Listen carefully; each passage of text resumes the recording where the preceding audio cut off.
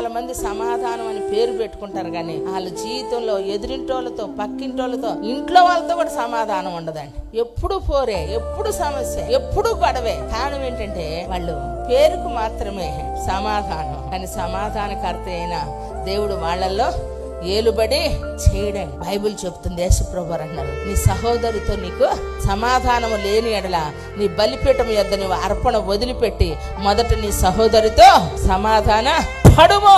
ఎందుకంటే ఆయన యెహోవా తన ప్రజలకు ఏమిస్తాడంటే సమాధానము కలుగచేయును. సమాధానము లేకుండా నువ్వు ఎంత ప్రార్థన చేసినా నా దేవుడు వినడం, ప్రతిఫలం రాదు, మేలు అనుభవించలేవు. కీడు వెంట కీడు, ఆపద వెంట ఆపద.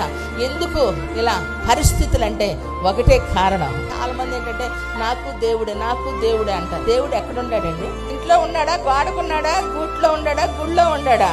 ఎక్కడున్నాడు? మన మధ్యలో ఉన్నాడా? మనల్లో ఉన్నాడు. కొట్టు చాపట్ల గట్టిగా. గుడిలో లేడు దేవుడు, గుండె గుడిలో ఉన్నాడు.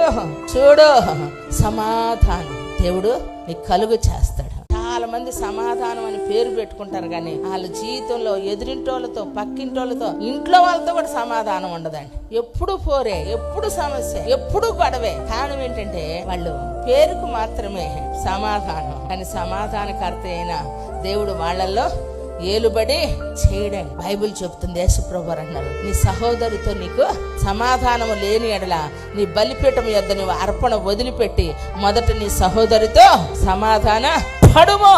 ఎందుకంటే ఆయన యెహోవా తన ప్రజలకు ఏమిస్తాడంటే సమాధానము కలుగచేయును. సమాధానము లేకుండా నువ్వు ఎంత ప్రార్థన చేసినా నా దేవుడు వినడం, ప్రతిఫలం రాదు, మేలు అనుభవించలేవు. కీడు వెంట కీడు, ఆపద వెంట ఆపద.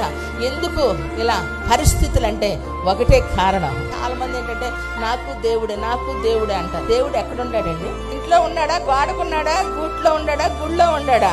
ఎక్కడున్నాడు? మన మధ్యలో ఉన్నాడా? మనల్లో ఉన్నాడు. కొట్టు చాపట్ల గట్టిగా.